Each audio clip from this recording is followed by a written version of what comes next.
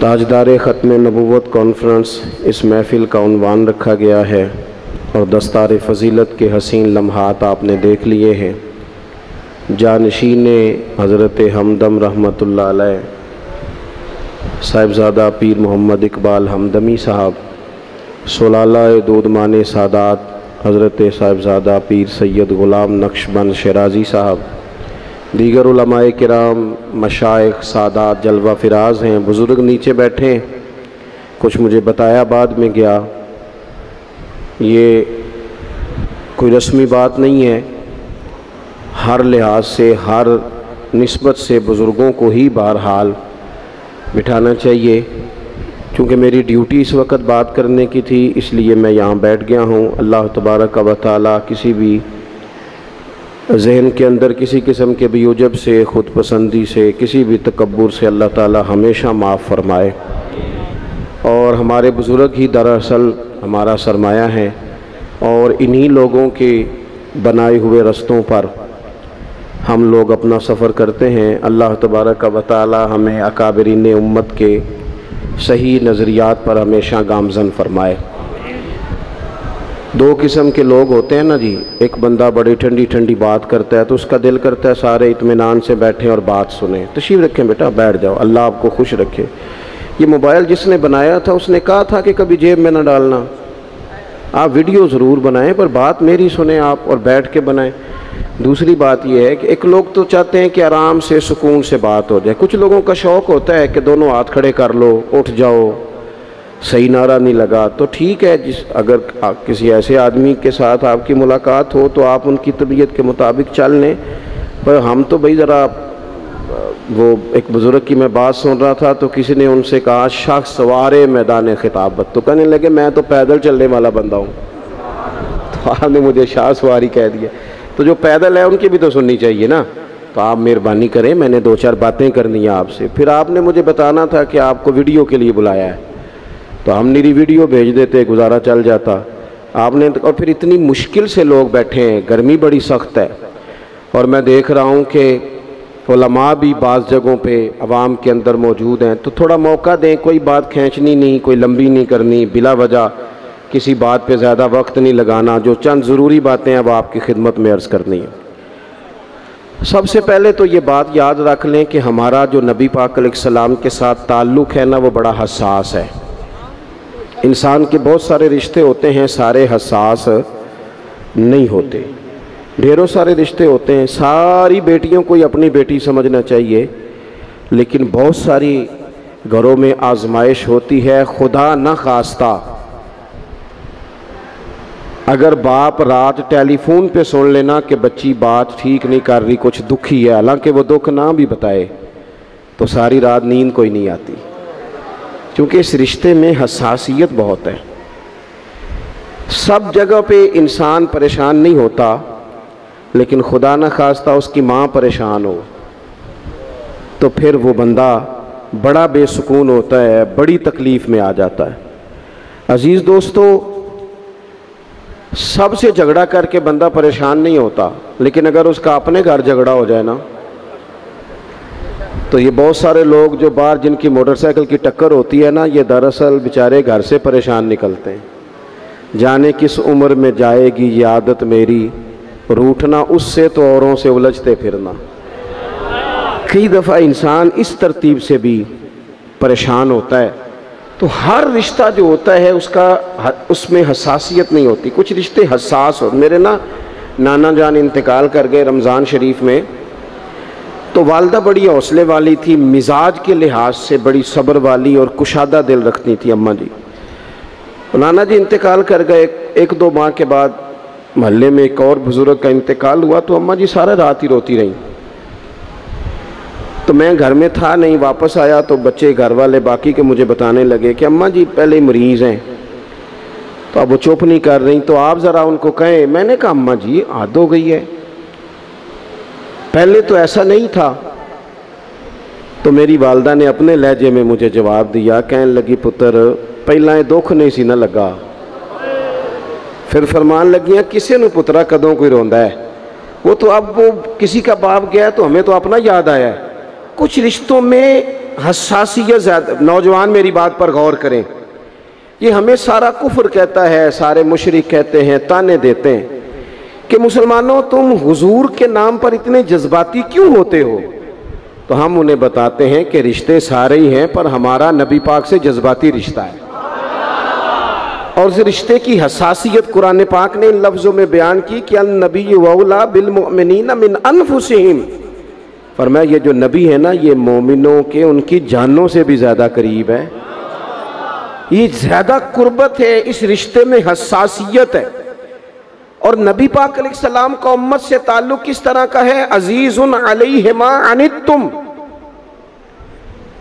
فرمایا مشکل میں تم پڑو تو تکلیف میرے محبوب کو ہوتی ہے.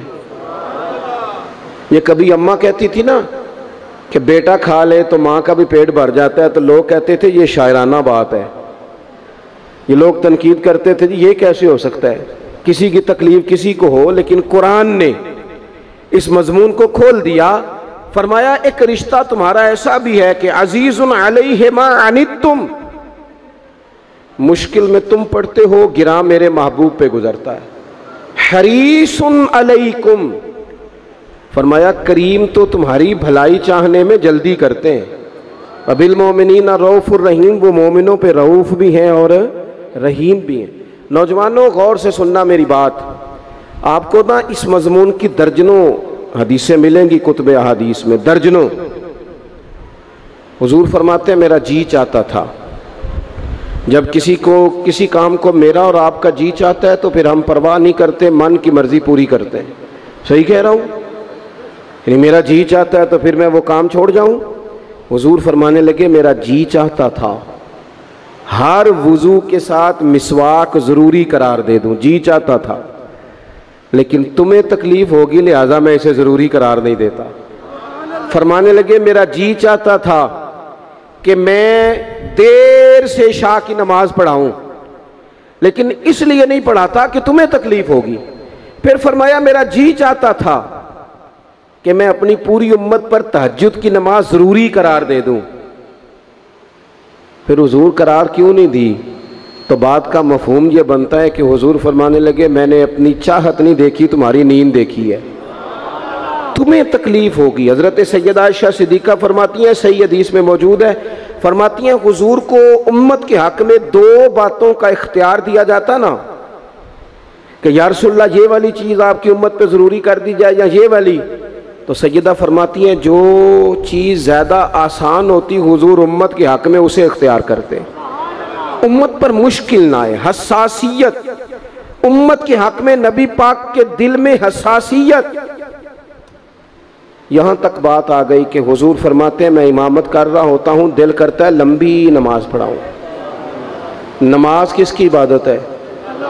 دل کرتا ہے لمبی پڑھاؤں, لیکن فرمایا پھر کسی بچے کے پیچھے سے رونے کی آواز آتی, میں نماز مختصر کر دیتا ہوں کہ اس کی ماں نماز میں شامل ہے یا گھر میں سے کوئی شامل ہے تو تکلیف نہ ہو. حضور ہر جگہ امت کے حق میں نرمی کرتے, آسانی پیار کرتے.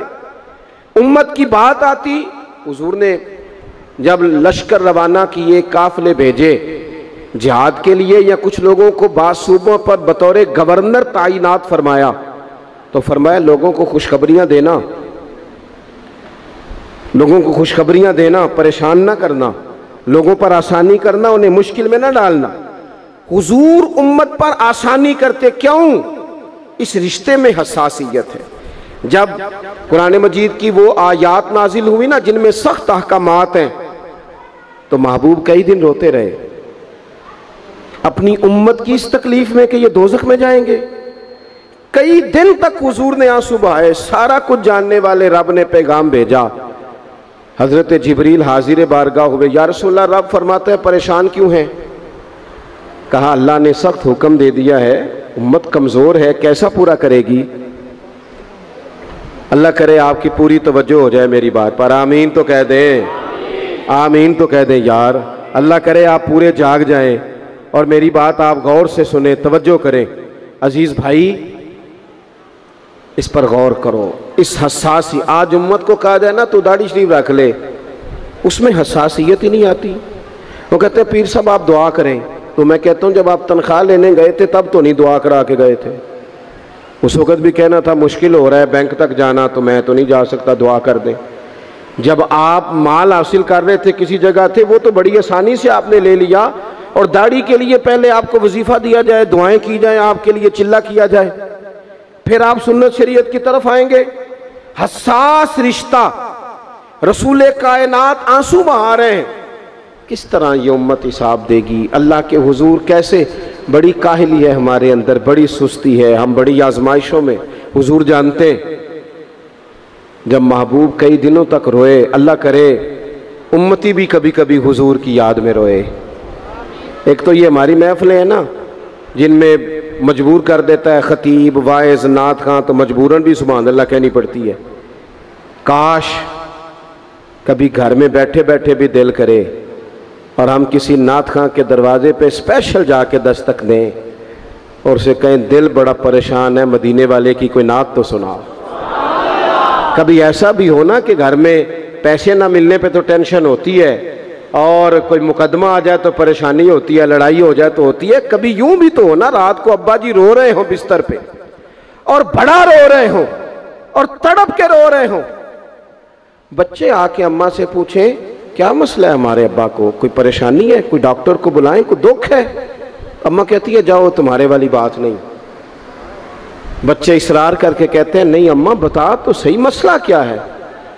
تو اماں ٹھنڈی آہ بھر کے کہتی ہے پتر تمہارے باپ کو نا نبی پاک کا مدینہ یاد آتا ہے، جنوں ویکھ کے ٹھردیاں کھیاں نے تے جنوں ویکھ کے ٹھردا سینہ ہے، ربا تیری ساری خدائی چ ایک ہی تے شہر مدینہ ہے۔ پیسے جتنے آگے جی انہیں بڑے نے انہاں سٹیو تہاڈی مہربانی، اسی کڈی سمجھدار قوم آ، پہلے آپ ہی کھلاری دینے پھر آپ ہی کٹھی کری دینے، کیسی بات ہے۔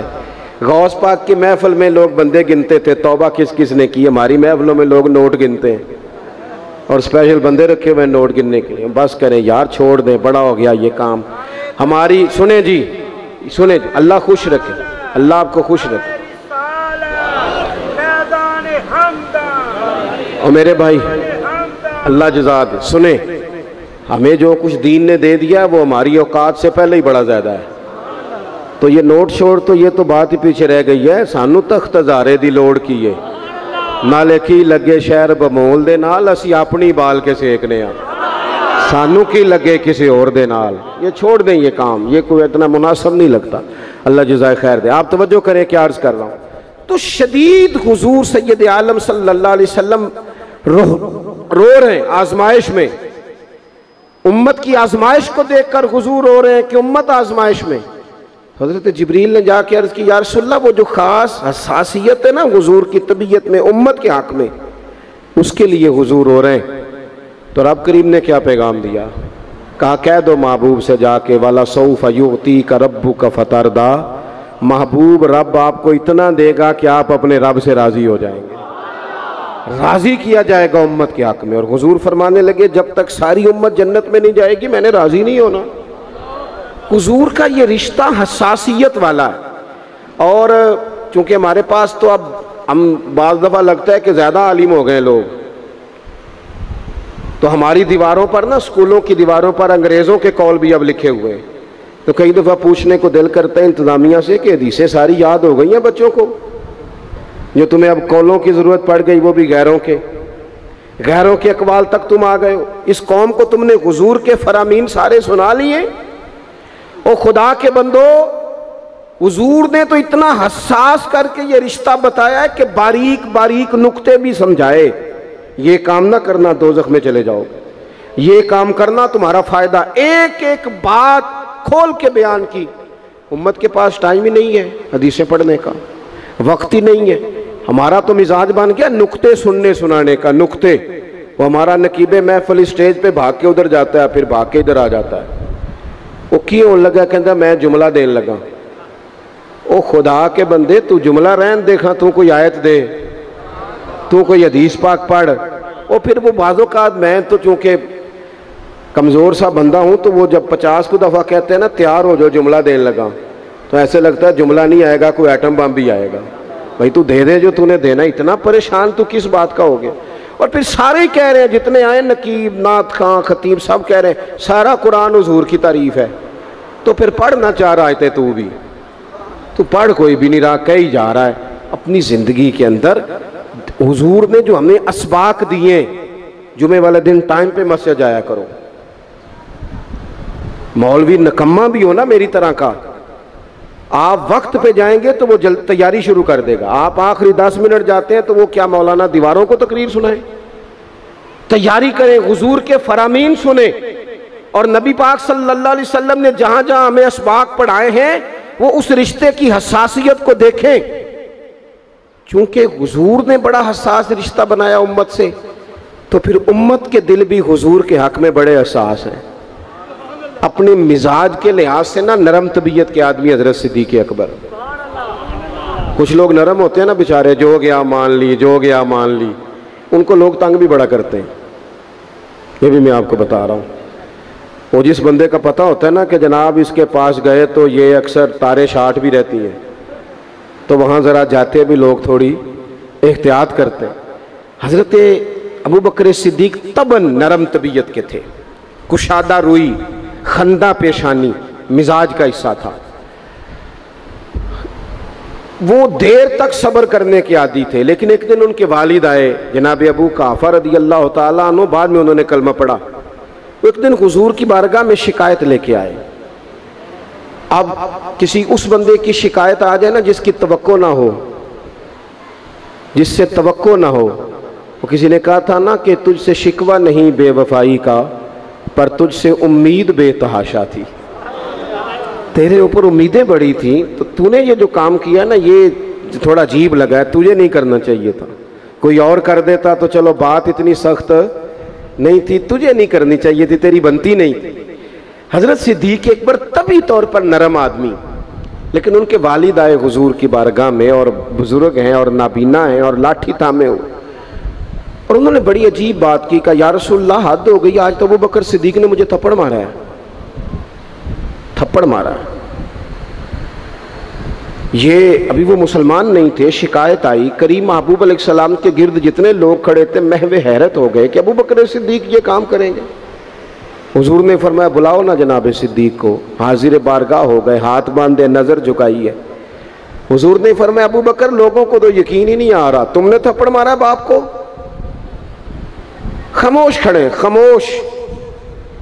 کریم نے فرمایا ابو بکر سن رہے ہو میں نے کیا کہا، باپ کو مارا ہے؟ چپ کھڑے۔ تیسری دفعہ حضور نے فرمایا بولتے کیوں نہیں؟ انہوں نے نا گردن اٹھائی، آنسو ٹپ ٹپ داڑھی پہ گر رہے، رو کے عرض کرنے لگے یا رسول اللہ باپ سے کہیں خنجر لے کے میرا گلا کاٹ دے، میں سی نہیں کروں گا، پر اس نے نا آج آپ کے بارے میں بات کی ہے، آپ کی شان اقدس کے بارے میں کچا جملہ بولا ہے، آپ کے بارے میں کمزور بات کی ہے۔ یا رسول اللہ میں سارا کچھ سہ سکتا ہوں، پر آپ کا اور میرا رشتہ، حضور آپ کی اور میری بات، تن تندور تے ہڈیاں بالن، اسی ہاواں نال تپایا، کپ کپ مکیاں پیڑے کیتے، اتوں عشق پلیتھن لایا، تن دا سالن تے من دی ہانڈی، لون صبر دا پایا، غلام فریدہ میں ساری تیری، تین وجہ یقین نہیں آیا؟ فرمانے لگے، عرض کرنے لگے یا رسول اللہ صلی اللہ علیہ وسلم انہوں نے آپ کے بارے میں بات کی ہے، شکر کرے میرے ہاتھ میں تلوار نہیں تھی، ورنہ میں باپ کا سر کاٹ دیتا، اس لیے کہ ہر چیز برداشت ہے، محبوب کی شان کے بارے میں کوئی بات کرے یہ امت کو برداشت نہیں ہوتی، ہم یہ کیسے قبول کریں، کیسے اس بات کو قبول کریں؟ عزیز بھائی اس رشتے میں حساسیت آپ دیکھیں، صحابہ نا اس حساسیت اور صرف ناموس رسالت کے مسئلے میں نہیں، ہر مسئلے میں وہ حضور کے حق میں حساس تھے، ہمیں ہر مسئلے میں ہی حساس ہونا ہے۔ توجہ ہے آپ کی میری بات پہ؟ مجھے آپ کی گرمی کا بڑا سخت احساس ہے، اور جو لوگ بڑی تکلیف میں بیٹھے ہیں یہ بھی مجھے اس بات کا بھی اندازہ ہے، میں کوئی بات لمبی نہیں کرنے والا، بات بڑی جلدی ختم کرنے لگا ہوں۔ اللہ کے محبوب جمعہ پڑھا رہے تھے، تو ایک آدمی کھڑے ہو گئے تو محبوب نے فرمایا بیٹھ جاؤ، نام نہیں لیا، حضرت انس بن مالک کہتے ہیں ایک بندہ دروازے کے باہر تھا، اس کے کانوں میں آواز گئی تو مسجد کے باہر ہی بیٹھ گئے۔ ایک کبھی پچھلی گلی میں تھے، ان کے کانوں میں آواز گئی بیٹھ جاؤ تو وہ وہیں بیٹھ گئے۔ جس نے جہاں سنا نہ بیٹھ جاؤ وہ وہیں۔ محبوب نے جمعے کی تکمیل کے بعد پوچھا تم کہاں تھے، تم کہاں تھے، تم کہاں تھے؟ یا رسول اللہ آپ نے کہا تھا بیٹھ جاؤ، آپ نے کہا تھا بیٹھ جاؤ، تو میں بیٹھ گیا۔ محبوب علیہ السلام مسکرا کے فرمانے لگے تمہیں کب کہا تھا، تمہیں کب کہا تھا، تمہیں میں نے تو اسے کہا تھا۔ کہا یا رسول اللہ اپنے نام تو نہیں نہ لیا، سانو تے قید سجن دا گہنا ہے تے وہ جنج رکھے اونج رہنا ہے، اور ہم نے نہ کبھی قطرے پہ غور کیا اور نہ دریا دیکھا، بس جہاں تیری جھلک دیکھی وہیں ڈوب گئے، سانو تے قید سجن دا گہنا ہے وہ جنج رکھے۔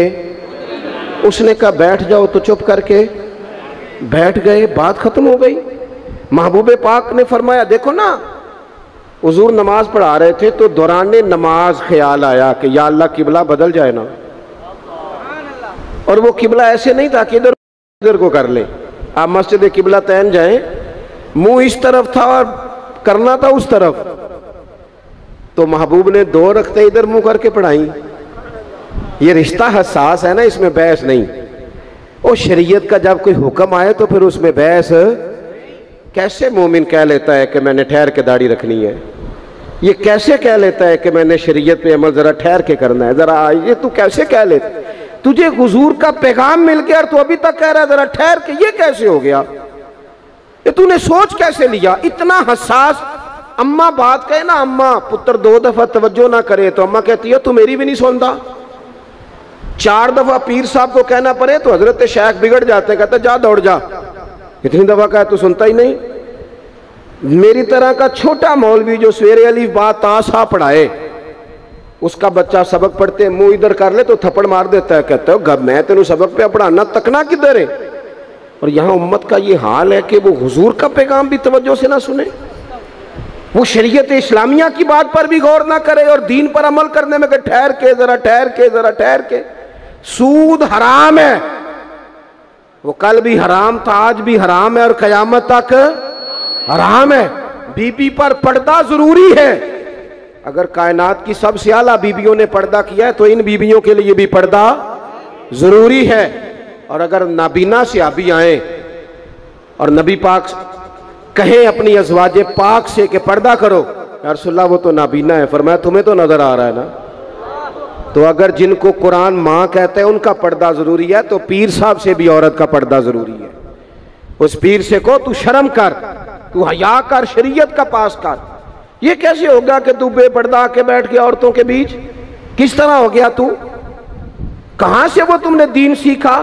اس میں شریعت اسلامیہ کا ہی پاس نہیں۔ اعلیٰ حضرت بریلوی رحمت اللہ علیہ پیلی بھیت میں کسی نے دعوت دے لی، کوئی شیخ تھے تشریف لے گئے تو عورتوں کے بیچ بیٹھ کے بے پردہ تعویذ بانٹ رہے تھے۔ فاضل بریلوی واپس آ گئے، ان کو کسی نے کہا وہ آپ کے مہمان تو جا رہے ہیں، تو وہ پیچھے سے دوڑے آئے تو کہنے لگے جناب کچھ تو لحاظ کریں، آپ جا رہے ہیں؟ فرمانے لگے میں نہیں جاتا آتا، واپس جا رہا ہوں۔ کہا کچھ تو لحاظ کریں۔ فرمانے لگے تو شریعت کا لحاظ نہیں کرتا، میں تیرا لحاظ کروں؟ لیکن وہ بھی کمال ہی بندے تھے، کہنے لگے جی میں توبہ کرتا ہوں، آج کے بعد یہ کام نہیں کروں گا۔ فرمایا تو توبہ کرتا ہے تو پھر سینے سے لگ، پھر چلتے ہیں، پھر تو بات ختم ہو گئی۔ تو میرے عزیز، نبی پاک کے صحابہ ہر مسئلے میں حضور سید عالم کی ہر تعلیم پر عمل کرنے میں حساس تھے۔ اس طرف دو منہ کر کے رکھتے پڑھائیں، اگلی دو رکعتوں میں چہرہ ادھر کر لیا، کسی نے نہیں پوچھا حضور یہ کیا ہوا؟ انہوں نے کہا بس ٹھیک ہے، جدھر حضور کا چہرہ ہمارا بھی ادھر ہی چہرہ۔ اپنی زندگی میں یہ والا حسن پیدا کریں، شریعت کے معاملے میں، نبی پاک کی محبت کے معاملے میں لے تو لالا چھوڑ دیں، اگر مگر چھوڑ دیں، کریں گے دیکھیں گے ہو جائے گا فلانی دیر کے بعد، یہ کام چھوڑ دیں۔ عمل کرنا ہے تو بس پھر 100% کرنا ہے۔ آخری بات یہ کہ آپ نے دستار فضیلت کی ہے طالب علموں کی۔ اللہ قرآن مجید میں فرماتا ہے وَقُلْ رَبِّ زِدْنِي عِلْمًا، اے محبوب